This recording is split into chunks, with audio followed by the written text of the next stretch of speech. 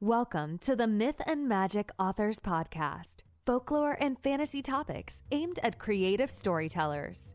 To write stories and challenge your brain with exciting ideas, delve into these presentations and reflections. See how fantasy realms are based on actual world history, legend, and lore. Study fairy tales, nature fables, and supernaturalism to engage in a jumble of concepts that will trigger your fancy and get you writing imaginatively. Now, here's your host, Neil Mack.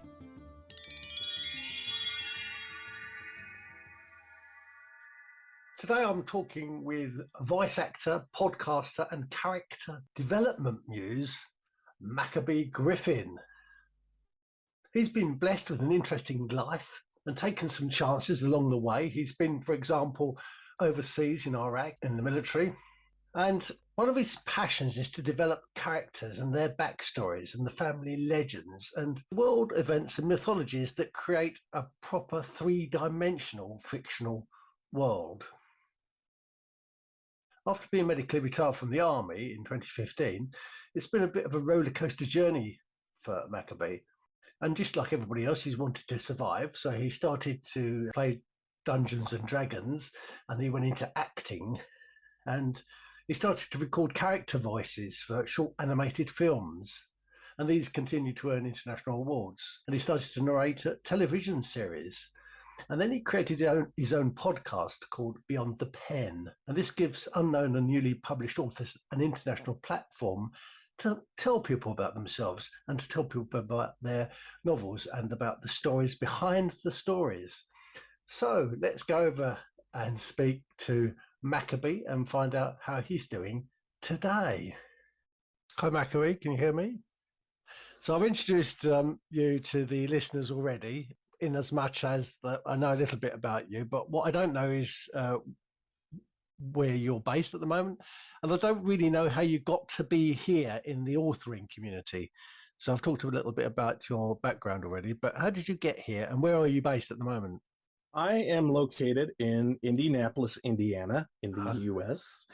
And in regards to getting into the world of publishing, it is one, because I have a podcast of my own called Beyond the Pen. Yeah. And one of the things that we do on that podcast, well, actually the main thing is that we interview unknown and newly published authors to talk about themselves, their books, but most importantly, the story behind the story. Yeah. Because we're always trying to create that digital bridge between reader and writer. Gotcha. But also the other aspect is that I work with authors to create characters and develop them for their books and or fictional historical events and or lore for their world as well. Yeah. So you describe yourself as a character creator. So would you be able to describe for the listeners what that is and then what you do? Yeah, absolutely. So the thing that I do is I actually sit down with the authors and we come up with the story together. Or if they have specific characters that they already have, I look at the characters from an actor's point of view instead of a writer's point of view. Yeah. So I work more with their psychology, the feelings that they're developed through the interactions and reactions to whatever the situations are around them. Yeah. How does the world around them affect them? So I give a little bit more of a humanistic depth to them to help the authors to make them as realistic as possible. Yeah, well described. Thank you. So, would an author who would like to use your services, would they need to have a fully completed manuscript, or could they come with just some ideas? No, absolutely. They can come with me with just ideas of something. Right. Because many of the times I have a variety of characters that I've already developed myself over the years, and there may be a character that I've developed that I can actually introduce them to for their manuscript, and help to inspire them a little bit more. Yeah. So how did you develop those characters then? Where does that come from? Well, because of the fact that I'm also a voice actor, Many of them were developed just because of personalities that I wanted to attach to specific characters that I was portraying. Yeah. But other ones, they were merely just because I was someone who played, I was a dungeon master for a group of friends, and we played Dungeons and Dragons. Yeah. And so I would create the characters, the world, the lore, everything, and it just spawned from that. Yeah. Okay, I get that. Now, I've often thought that psychology and writing go hand in hand, and that's how I create my characters. And because psychology is the study of like living, breathing, and the spirit and soul of a person, you know, it's their moral concepts, their religious values, their social attitudes, and that's, to me, how you create a three-dimensional character. Do you think it's important for an author to get the psychology right? Yes, absolutely. You have to have the psychology down packed, because that's going to tell you exactly, again, how they react, how they interact with others, how they accept or deny people's beliefs around them, how they interact with the environment specifically around them from birth to death. Yeah. So without that, you are really not going to get a sense of the realism of that character. Yeah. You're not going to be able to connect with that character at all, because you don't feel anything for them. That's right. Yeah. And then you start to have, you know, stock characters or, you know, cartoon characters, two-dimensionals. You and I have both been lucky that we've lived reasonably active and dramatic lives. We're not necessarily psychology experts. So I don't know whether you've actually done any psychology yourself, but where should listeners go, especially if they're young listeners? Where should they go first, perhaps, to get some rudimentary understanding of psychology? Imagine if you were listening to this podcast and you're only a 17, 18-year-old writer. How would you describe death? How would you describe bereavement? How would you describe birth if you've not experienced those things yourself? If you haven't experienced it, I would honestly, before you even go into the psychology world, talk to your family, talk to friends, talk to colleagues that you know and you trust, and ask them specific questions if they've went through these experiences, because you're going to get a taste of exactly what it was like. One of the greatest category, I should say, of people you should go to is grandparents. Yeah. Grandparents have lived a very long time. They have went through a lot, specifically those that are considered the baby boomers. And for them, they have seen war, they have went through depressions, went through high and lows, they've had families, they have so much experience, so many great stories that they may think mundane, but you're going to be amazed at. Yeah. I had a friend of mine who her job literally is to work with families and educate them on how to really ask specific questions when they're trying to deal with their family lore. And one of the things that she's always expressed to me, when you're asking family members, make sure that you have an understanding of what type of story you're wanting to get from them. Yeah. Because if you have an idea of exactly like the type of baseline narrative that you're wanting to write, it's going to help you to really get those ideas of who to talk to and how to get that information from them. So if you're writing something that's, we'll say, epic fantasy, okay, and there's a war scene. Well, if you know of someone that is been in a war, and even if not, I know there's plenty of groups out there, especially in the US. You've got the legions, you've got the VFWs. You can go there anytime. And I'm telling you right now, as a veteran myself, soldiers, sailors, Marines, airmen, they don't care. They will sit down and they will talk to you like crazy with all their battle stories. Yeah. And you can ask them these things and they will be happy to tell you. And that's going to give you really the sense of realism, because you're getting it directly from someone who's lived it. That's a fantastic tip. Really, really helpful. Has anybody outside of a commercial contract or some kind of deal you've done, has anybody ever come up to you and said, could you tell me about a story Yeah, I'm an author. Has anybody done that to you? Because I tell you, hand on heart, as a cop for 30 years, nobody's actually come up to me and said, "What's it like going into a murder scene?" Nobody's ever said that. I've not from an author's point of view, no. But if I did, I honestly would be amazed that they'd want to know anything about it anyways. Yeah. But it's still the sense of the idea is that they actually they're giving you enough respect to say, excuse me, I'm writing this book. It's about this, and I'm trying to really develop my characters. Can I, get some experience from you because I've never went through this. And, of what I can tell from the environment that we're in, or, if you know them specifically, it's like, can you help me really create this character better? So there you are. Everybody who's listening there, folks, you can ask Maccabee and you can ask me, and we've been there and actually seen it. You don't have to refer to a film or to a TV show or just make it up. We can actually tell you the answer. Yeah. So truth and goodness, that they don't really come naturally in real life, I don't think. Yeah, you have to work hard for truth and for goodness, but neither does deceit and neither does badness. They don't come easy either. You've got to pay for those as well. And I often think that some authors, especially junior authors, might make a blunder when they try to present their protagonist or their antagonist as just nasty, just deceitful, or just plain good. Because once again, that's a two-dimensional way of looking at things. What are your tips about that sort of thing? For me, when I'm looking at these characters and when I'm developing them, a lot of times I take from different people. I have a variety of ways that I do it. For me, I use what's in the psychology world is called the humerus theory. And it was something that was based from Hippocrates and another gentleman. I can't remember how to pronounce his name, and I don't want to destroy it. But it was just a baseline of ways that people are addressed.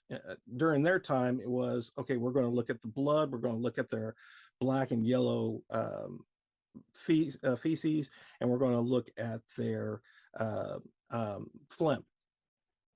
And depending on what color it was and what they were looking at, they categorized everybody a certain way. So the extrovert, the introvert, the melancholy, the stable. But also, I also look at history as well for ideas. And sometimes those things are really going to give you an inspiration on how to look at somebody differently. So let's say we have somebody, very generic person, we'll say a waitress at a diner. Yeah. Okay. So if we're looking at this waitress, we may just think, okay, she's just there. She doesn't care. She's just here. I'm going to give you your food, and she's going to walk away. Or you could have her as she's there and everybody knows her, and they all think of her as that motherly type. Yeah. And she is the type that actually is very outgoing and excitable, and she makes everybody happy with this charisma that she has. But she also says certain things that are not true to get people together. Yeah. So she may be like the town matchmaker per se, and she's always trying to hype people up. But sometimes when she's hyping up, there's that quirk of her not always telling the complete truth, but something to the effect of enough to really get that person interested in them. And everybody knows this. So I just took a 2D character that was just a waitress to give you your food and walk away, and I gave her some type of mission, a type of charismatic personality. And that's the things that you just try to just do things like that. Just work with different ideas, blend some things together, And sometimes you never know what you're going to get. You're just going to go down this rabbit hole of just, oh, how can I make this better? Okay, she does this, she does that. Oh, she's married to the cook. They've been married for 20 years. They don't have children. That's why she does this. You know, you're going to go through a whole entire rabbit hole of just ideas. And it's just you just editing what's going to work and what's not.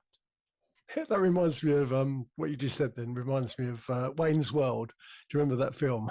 And Wayne and Garth go to a service station, and they just need to know the way. And the person comes out, he goes, "Oh yeah, it's just down there. It's on the left, just past the ranch." And Wayne says to the camera, I'm sure we can do better than that. I know he's only a bit part, but I'm sure we can do better than that. So they bring Charlton Heston in. Exactly. Exactly. That's what I mean. Backstory to it. Goes, oh yeah, old man who lived down there. I remember him. Oh, it's great. Absolutely. And that's going to give so much depth to your narrative. Yeah. Because now you're looking at every character. You may not need to know their entire history, but at least even your filler characters that are just in there for a specific scene to say one specific line, maybe, or not even to say anything and just act a certain way. If you know every little thing about every little character that you are creating and developing, it's going to make your writing so much easier when it comes to fiction. Yeah, that's good. Thank you for that. It's an excellent tip. The other thing that I think this is a tricky one for a lot of writers, and sometimes they get advised. I'm not saying that they get poor advice. I just think they get too simplistic advice. But I think that real humans, and so therefore story characters, change their goals. It's all very well. And I'm not, for example, when you're a kid, you want to be a train driver, you want to be a rocket man, I want to be a jet fighter pilot, all that sort of stuff.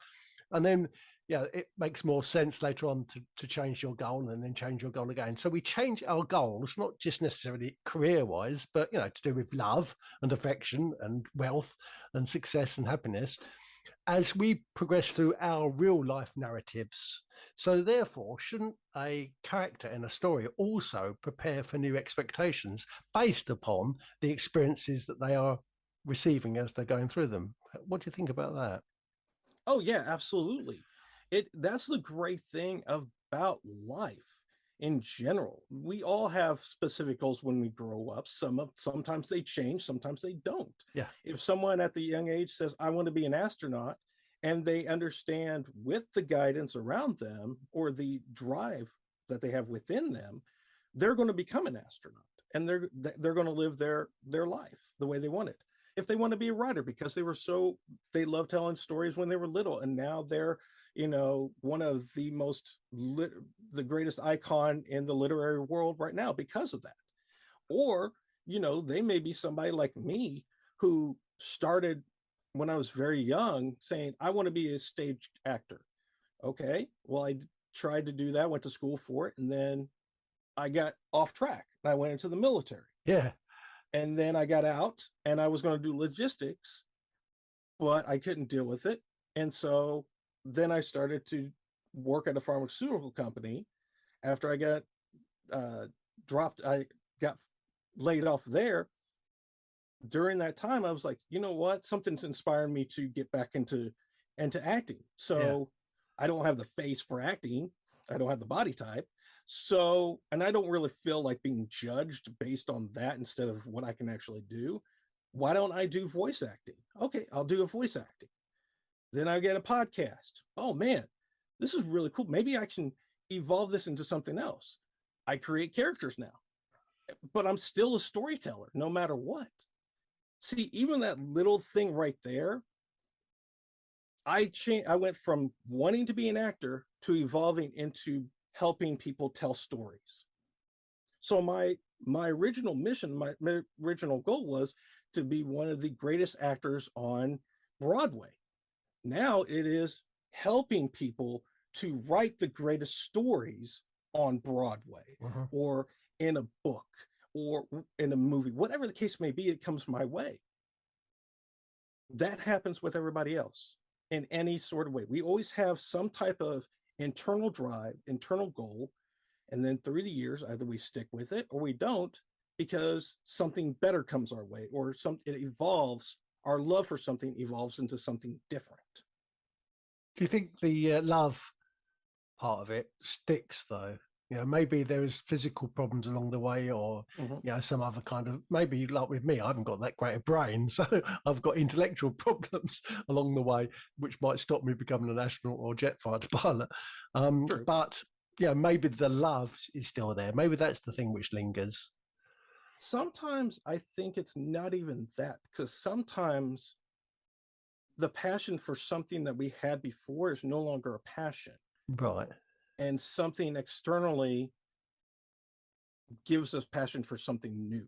Right. I've known people that had a passion for being in sports. That's all they wanted to do. Yeah. And then they got hurt and they couldn't do it anymore. Yeah. So then all of a sudden that passion was moved into something else. Some now, instead of playing, some now coach. They use their experiences to teach others. Or they take that goal, they take everything they've experienced that way, and now they are entrepreneurs in the business world. Yeah. So there's certain things. But those people, we can do. But those people, they have, although they're not in sport anymore, they're still doing the thing which they love, which is testing themselves. Exactly. And competing. Some type of test. Yeah. So you're a voiceover artist, and we've discussed on this show before what voiceover artists do. Do you do anything different to the others? What's your services? How do you offer them? Well, for me, I started out just being a jack of all trades. Yeah. So I would do local mom pa commercials for them. Yeah.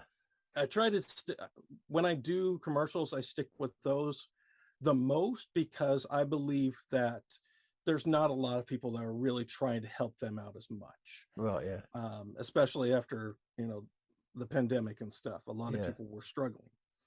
But I also help to read nonfiction books, specifically that, just because of the way that I read. It comes out more conversational and more educational than anything else. Or I read children's books, because I have 2 boys that I used to read to a lot.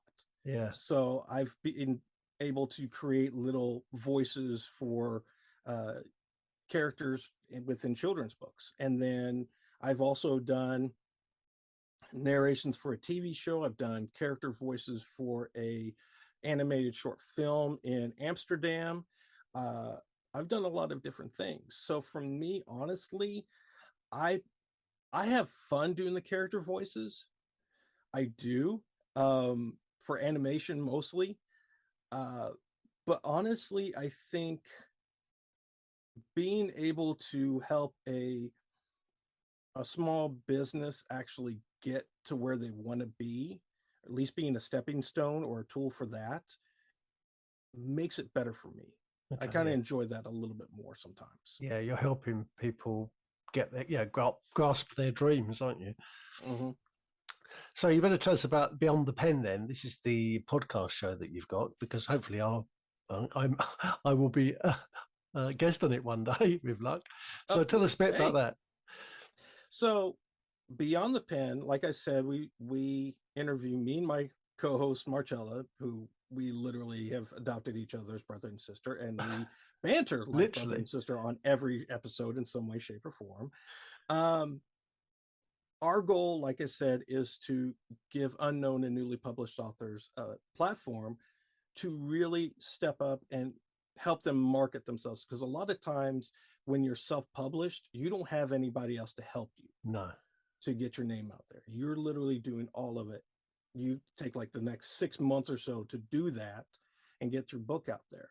So for us, we really enjoy storytelling. We prefer fiction authors right now just because that's what's working more. But nonfiction authors do come. I like to blend them in with children's books and everything else too, just to break it up a little bit. But right now we started the I should say this. I started the podcast back in December of last year, and then we took 2 months off in the summertime. We had a lot of things going on, plus burnout too.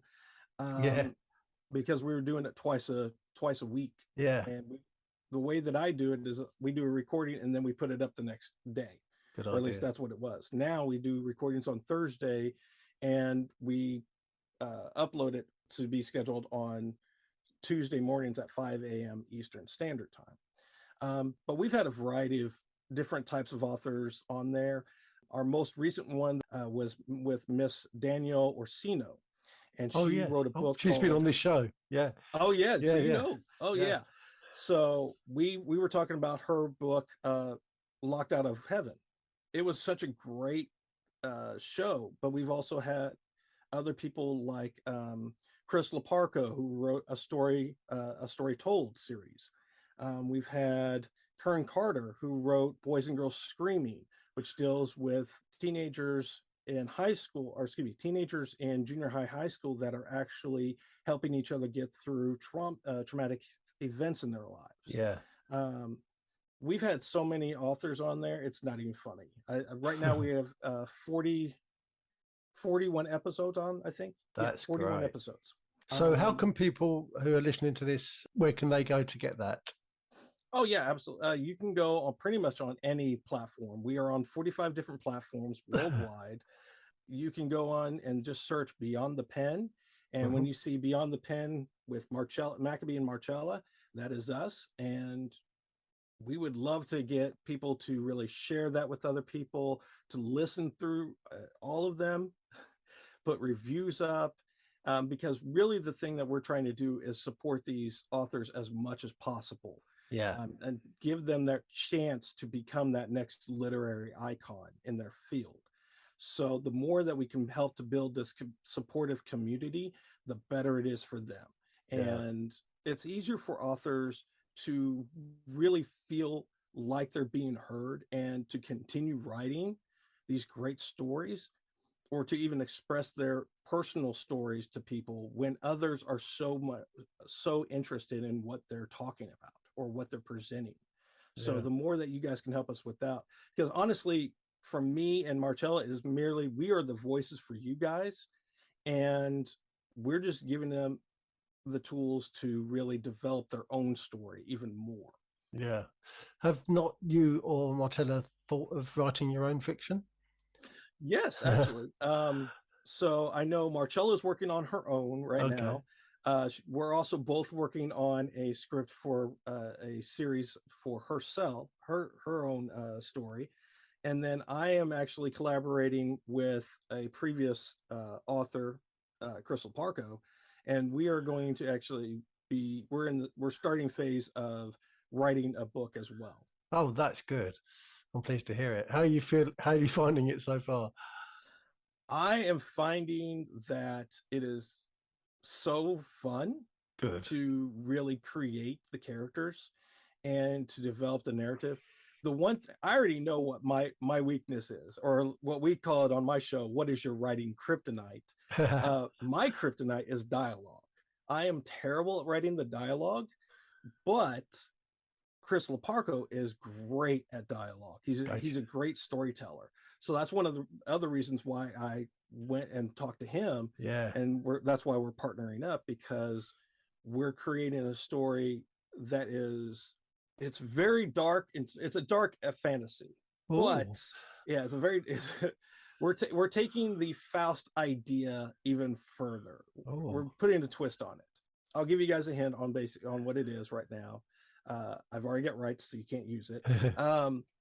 But we are expanding on the idea of what if Faust, when he signed the contract with Mephistopheles, what if it wasn't just him getting all the pleasures of the world and all the wisdom of the world? What if it was also that his bloodline would influence others to do the same thing? So that fits in with one of the early shows on this, where I discussed the fact that he was probably the same person as Dr. John Dee and other magicians throughout history. And I've said, because there's so many similarities between them, I wonder if they all are the same person. Well, that sounds like that's the kind of thing you'll be tackling, the idea of that. Well, not really. It's not that he's the same person. It is that his bloodline is because in the original story, Faust had a child, and then when his wife found out about the unholy contract, she drowned the child, and then she was executed for that murder. Yeah, we're saying, okay, what if that child was already protected by the devil and his contract, and saying, okay, we've got his soul right here, let's put it back in the body, and then let's give him to a caregiver and raise him, and then once he gets to a certain age, he'll sign the contract and he'll have all these same things. Yeah, I see. Well, I'm looking forward to hearing about that. So you'll have to come back onto the show, you and your friend, and we'll go through that when it's ready to go.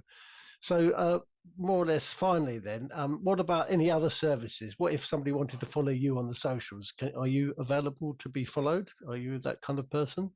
Oh, yeah, absolutely.